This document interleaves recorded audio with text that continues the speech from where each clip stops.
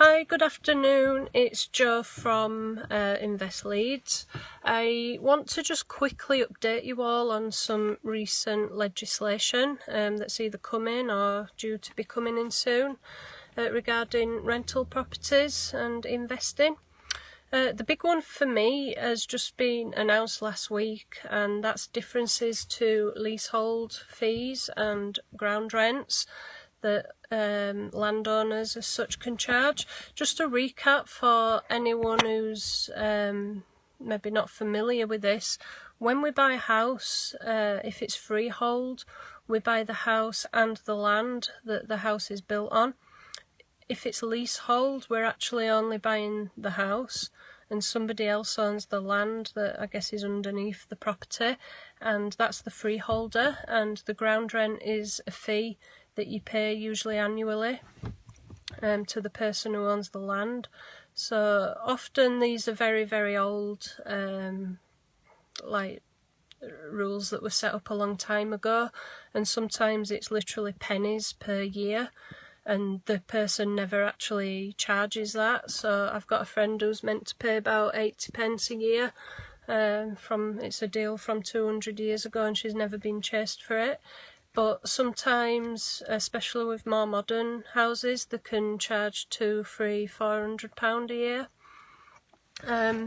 They changed the law a couple of years ago that any new build house now has to be freehold to avoid that, and I think it's generally not a problem on houses now, but obviously flats are more complicated because there's several living units in one building, so it's not possible for everybody to own the land as such.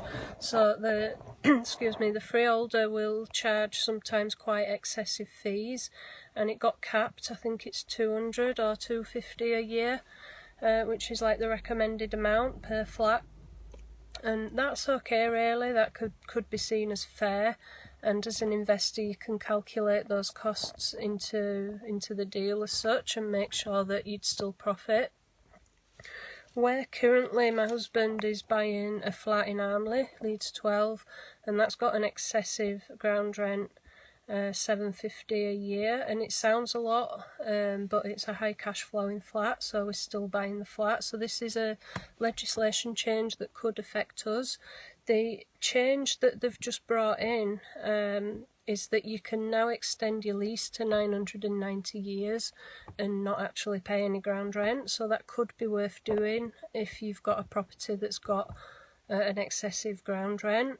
I guess there's a one-off fee, you'd need lawyers and so on to set this up, and there could be a charge to extend the lease as well, but it's probably worth doing, and I don't know what those charges would be yet because it's not come in, but it could be that after a couple of years you've paid yourself back as such and you're in profit. If, like us, you buy and hold properties for a long time, you could certainly save over 10, 20, 30 years and generational wealth if you pass the property down. So that's the main thing I'm excited about that's coming in.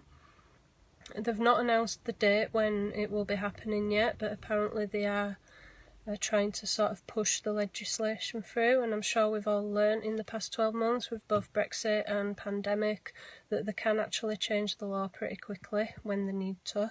So hopefully that will come through soon and we'll know more about it. I'll do a live when more is known. Another piece of legislation that's important for everyone is electrical safety. We're all aware of gas safety and the annual gas check. They've now brought in electrical safety checks too. You need this doing every 5 years because the certificate's valid for 5 years. As of July last year, every new tenancy has to have the safety certificate already in place on the day the tenancy starts. But as of April 2021, so just 3 months' time, all rental properties must have this certificate. So if you've got a tenant, even if they've been there a while, you've got to get this safety check done. I must add that our properties that we own, we get it done anyway as peace of mind and to help us sleep at night. We don't want to be, the next Grenfell, and we want our tenants to be safe, so we already get it done. We just need to keep on top of making sure that they're valid.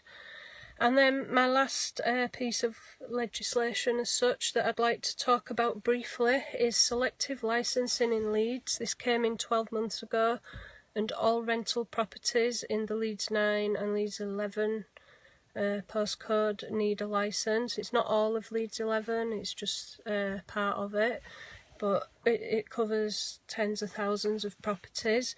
It's a bit like a HMO licence. You've got to apply, pay a fee. It's valid for so many years, I think it's 5 years. It's about £800 per property, and the property has to meet the housing standards. Again, all properties should meet these standards. A lot of them are common, like fire, have a good fire route and fire doors or whatever. Some things maybe you'd need to change, like we don't tend to have fire doors in our own house, but we'd need them in back-to-back houses, for example, because there's only one exit route out. So sometimes, even if you've got a good standard property, you've still got to make some changes. It could be as simple as putting a handrail on and things like that. Now, selective licensing isn't new, but what is new is that the council are now implementing it. Last year they brought the rule in, and then the pandemic meant it got put on the back burner, but they are now getting in touch with landlords and making sure that they've got that in place. So if you do own a property in a licensing area, you should have been sent a letter stating so, and you do need to apply and, more importantly, pay for that licence, and the council will ensure that your property meets all their standards and then issue the licence. This is done to improve the housing standards in these areas, so it's actually a good thing, and that also means you could charge a little bit more rent. If anyone's any questions about anything that I've spoken about, please let me know and I will see if I can answer, or I will send you some links to where you can learn more.